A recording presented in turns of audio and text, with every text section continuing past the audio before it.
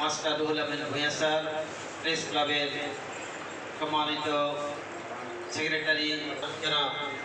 অধ্যাপক আহব মোস্তাকুর রহমান বাইশা, অন্যান্য নেতৃবৃন্দ, সাহেবুলি নয়া দিগন্ত, আমাদের মিডিয়া জগতে সত্য এবং সুন্দর প্রকাশের এবং সদা সর্বদা ন্যায় এবং এবং নয়া দিগন্তের প্রতিষ্ঠাকালীন সময়ে আমরা দেখেছিলাম যারা এই পত্রিকার প্রতিষ্ঠানের সাথে জড়িত ছিলেন, বিশেষ করে শহীদ বীর কাশেম আলী, তিনি এই পত্রিকা প্রতিষ্ঠায় তার অনবদ্য অবদান রেখেছিলেন এবং দিগন্ত টেলিভিশন পত্রিকা মিডিয়া প্রতিষ্ঠার ক্ষেত্রে যার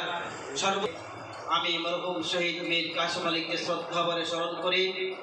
এবং তিনি এই সমস্ত সাংবাদিকদেরকে তিনি তৈরি করে গেছেন। আমরা দেখছি তারা আজ সত্য এবং সুন্দরের পক্ষে। এই অনুষ্ঠান থেকে আমি টেলিভিশন অর্থাৎ আমাদের দিগন্ত টেলিভিশন তারা সবসময় এই মিডিয়াটির খবর শুনতেন, বিশ্লেষণ শুনতেন, সচিত্র প্রতিবেদনগুলো শুনতেন, এই মিডিয়া পুরো প্রচারের আহ্বান জানিয়ে এবং দৈনিক নয়া দিগন্তের ধন্যবাদ। এ পর্যায়ে বক্তব্য রাখার জন্য অনুরোধ করছি সাবেক ছাত্র নাসিরউদ্দিন মাহমুদ।